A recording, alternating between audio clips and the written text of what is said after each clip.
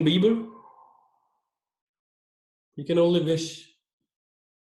But do you have that resources? Your voice, that personality, that connections, that music sense, right? No, you don't have that resource. So the crux is that your wants are unlimited and you cannot fulfill your every wish.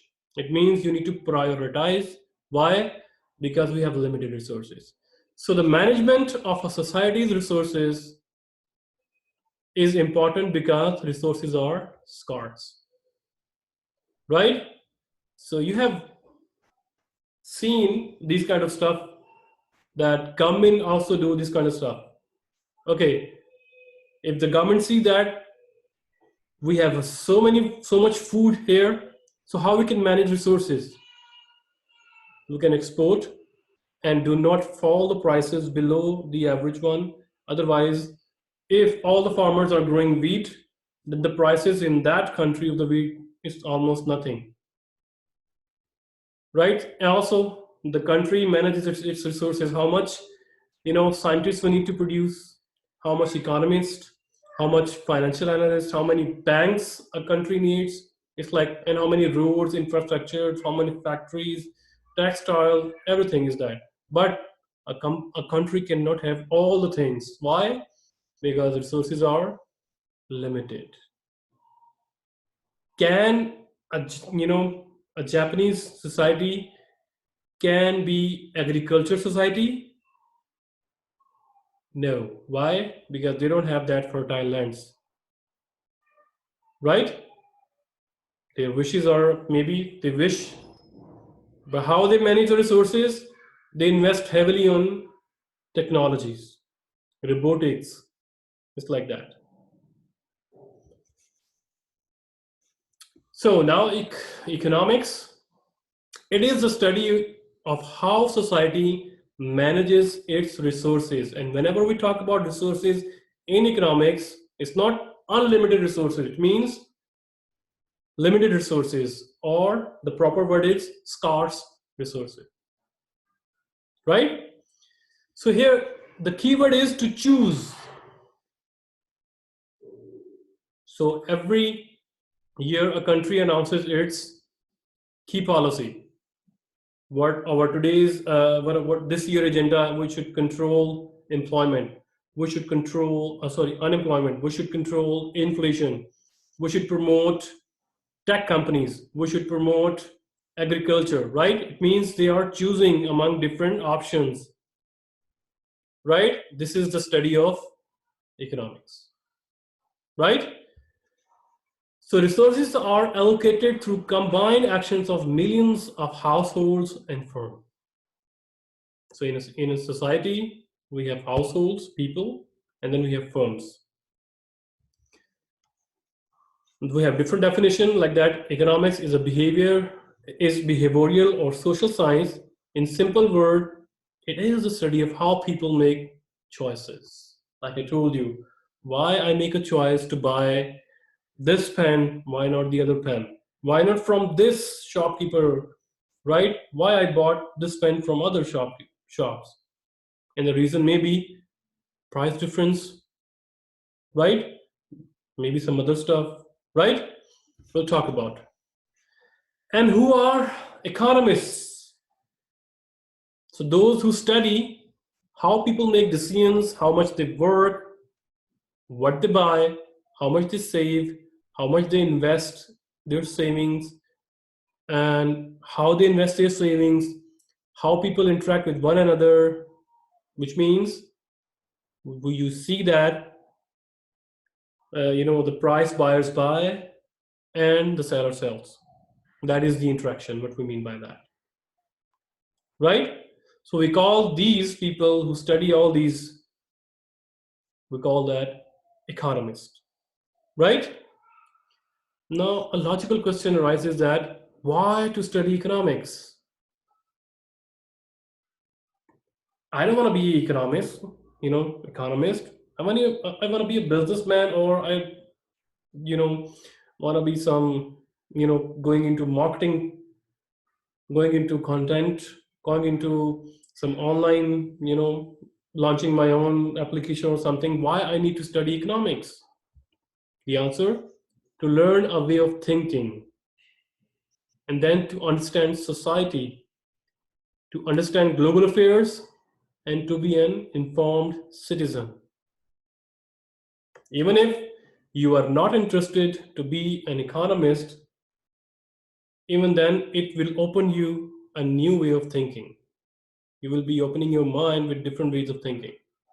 Then you understand the society. So I have a couple of points here. To understand global affairs, so nowadays news are filled with economic stories. The biggest economic story that we have faced in this 2020 coronavirus. I'm sure in your own country you already seeing the effects. Oh, my country was, tourism-based country. My father's job or my father's business revenue dropped down, right? Or I have an online application who supply foods. Oh my God, my business just skyrocketed. That's it, right? Some people flourished their business during this pandemic, and some people just lost their jobs, right? So you understand global affairs, and you can find out that, okay, my business is going to be hit by this pandemic. Now, what emergency, actions I can do to prevent that loss, or to, to minimize that impact. Maybe I offer online service. So in my area, people were offering online, hair salon services, hair cutting services. You know, the the the artist gonna come to your home and cut the hairs, make a beard, and also giving you a facial, all the things, and he will be, wearing mask and gloves and all that stuff. It means they analyzed this pandemic and they change accordingly because they understand global fears. And then the politicians, they place economic well-being of the citizens near the top of their priority list. So you can also find out every politician, they claim that, okay, if you choose me, I'm going to be creating jobs and all the stuff. How they create jobs? Then you understand the global affairs. Whether we have a jobs or not, he's just bluffing or something. And to understand the gap between rich and poor. Why poor are poor? Why, richer are becoming more rich? And then to be an informed citizen, even if you don't like all these three previous one, why to study economics, even then it is necessary for you to understand and understand the economics. Why? Because it is good for you to understand the form of taxation. Even if you are doing some ordinary job, even then you understand that, okay, if the government increase 2% tax rate, what it will affect to my standard of living, my livelihood, my salary, my compensation, my commission, whatsoever, my business, my job, and the effects of free trade. Should I move my business from, America to China, from Taiwan to China, from UK to China, from Norway to China, right? From Korea to somewhere else, right?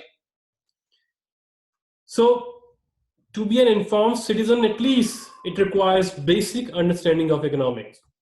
You don't need to go further. That's it. So this microeconomics course is enough for you, right? So now let's talk about the 10 principles of economics. Number one, people face trade-off. Second, and we will talk about one by one.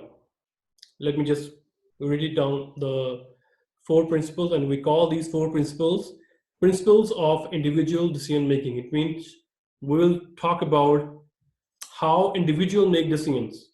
First of all, people face trade-offs. Then the cost of something is what you give up to get it.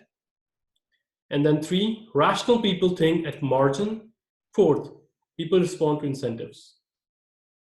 And the fifth one, trade can make everyone better off. It means we're talking about the interaction of, two people, at least two people. We call these 5, 6, and 7 principles of how people interact, right? So these are: trade can make everyone better off, markets are usually a good way to organize economic activity, and then governments can sometimes improve economic outcomes. People, we call that principles of how people interact. First, how individuals make decisions, and then how people interact with each another, and then how the economy as a whole works, which means the standard of living depends on a country's production. That is the macro stuff. We will, I will just touch it here. Most of you guys already have a micro, so you understand this one. For those who don't understand that, I will be giving you some explanation here. But that is not the requirement here, because we are in microeconomics. But I would be, since this is 10 principle of economics, your chapter 1, so I would be giving you some explanation of that one. So how the economy as a whole works. So 8, standard of living depends on country's production, and then prices rise when the government prints too much money. And then the last one, society faces a short-run trade-off between inflation and unemployment. So let's discuss principle one by one. So number 1 is people face trade-off. What does it mean? It means in order to get one thing, you need to give up the other one. For example, the famous example is students' decision between time, study, and job. Right? You're spending time to learn